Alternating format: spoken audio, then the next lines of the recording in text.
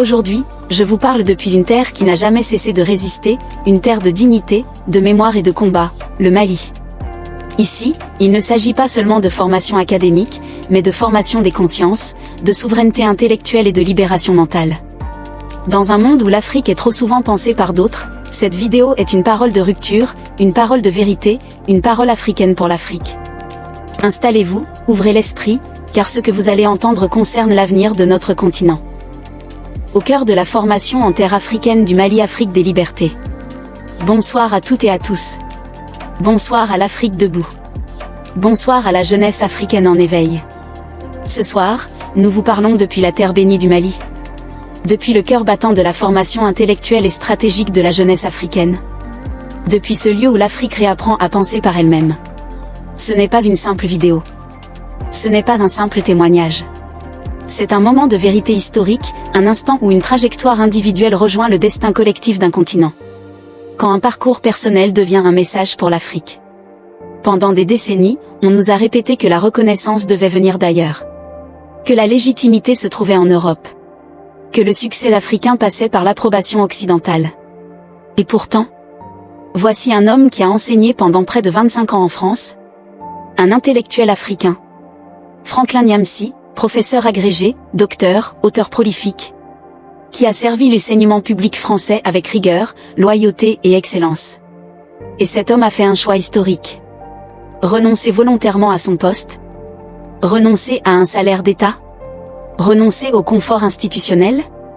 Pour retrouver sa liberté de conscience. Et se réinvestir pleinement dans la formation africaine, ici, au Mali. Pourquoi ? Parce que la dignité ne se négocie pas. Parce que la liberté intellectuelle ne se mendie pas. Parce que l'Afrique n'est pas un manque, mais une destination. La formation, nouveau champ de bataille géopolitique. Ce que nous vivons aujourd'hui au Mali, au Sahel, n'est pas un hasard. Ce n'est pas un simple repositionnement académique. C'est une révolution silencieuse, mais déterminante. La formation de la jeunesse africaine est devenue un enjeu stratégique mondial. Pourquoi ? Parce qu'un peuple qui pense par lui-même devient ingouvernable par procuration. Parce qu'un continent qui forme ses élites selon ses propres référentiels devient souverain. Parce que la connaissance est l'arme la plus redoutée par les systèmes néocoloniaux. Former la jeunesse africaine. Ce n'est pas seulement enseigner des cours. C'est décoloniser les imaginaires. C'est reconstruire la confiance. C'est redonner aux jeunes Africains la certitude qu'ils peuvent penser, décider et gouverner par eux-mêmes. Le Mali, terre de rupture et de renaissance. Pourquoi le Mali ? Parce que le Mali est aujourd'hui au cœur d'un basculement historique. Parce que le Mali a fait le choix de la souveraineté, malgré les pressions, les sanctions, les campagnes médiatiques. Le Mali n'a pas seulement résisté. Le Mali a ouvert ses bras. À ses enfants. À la diaspora africaine. Aux intellectuels libres. Aux compétences longtemps méprisées ailleurs. Ici, au Mali, on ne demande pas d'où tu viens. On demande. Que peux-tu apporter à l'Afrique ? De la persécution à la consécration. Il faut le dire clairement, sans détour. Ces dernières années ont été marquées par une persécution politique, administrative et financière. Pas pour des fautes professionnelles. Pas pour une incompétence. Mais pour des idées. Critiquer le néocolonialisme.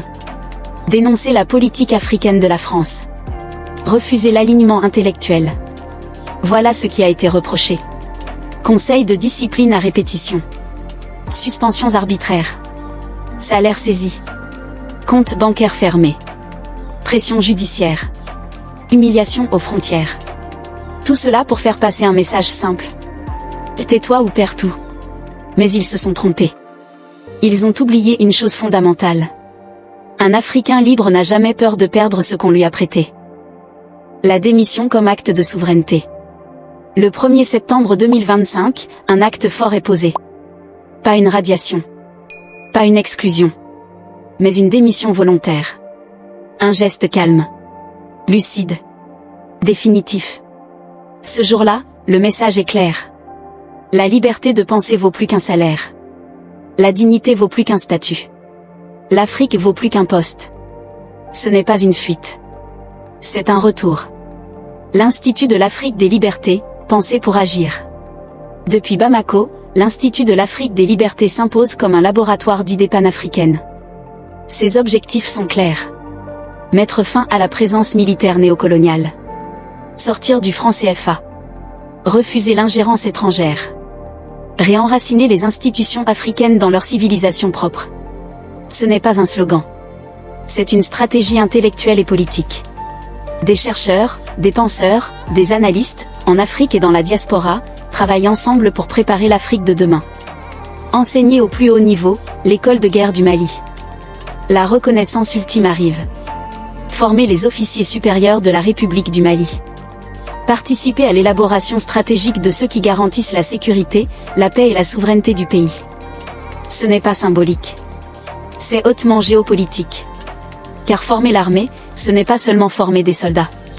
C'est former des esprits stratégiques, capables de comprendre les rapports de force mondiaux, les manipulations, les guerres hybrides, les enjeux de l'indépendance réelle. Message à la diaspora africaine. Africains de la diaspora, écoutez bien. On vous a fait croire que sans l'Occident, vous n'êtes rien. On vous a fait peur. On vous a conditionné. C'est faux. L'Afrique vous attend. L'Afrique a besoin de vous. L'Afrique peut vous reconnaître. Dire non n'est pas mourir. Dire non, c'est renaître. Une nouvelle définition du succès. Le succès n'est pas d'être toléré ailleurs. Le succès, c'est d'être utile chez soi. Le prestige n'est pas dans un titre européen. Le prestige est dans le service rendu à son peuple. Conclusion soldat de la connaissance. En conclusion, l'Afrique n'a pas besoin de sauveurs. Elle a besoin de soldats de la connaissance. Des femmes et des hommes. Qui pensent. Qui transmettent. Qui forment. Qui osent. Ce combat n'est pas armé. Il est intellectuel. Il est moral. Il est spirituel. Tu connaîtras la vérité, et la vérité te libérera. Si cette vidéo t'a parlé, si elle t'a éclairé, si elle t'a donné de l'espoir, abonne-toi. Like. Partage. Parce que l'Afrique qui pense est une Afrique qui gagne. Afrique debout.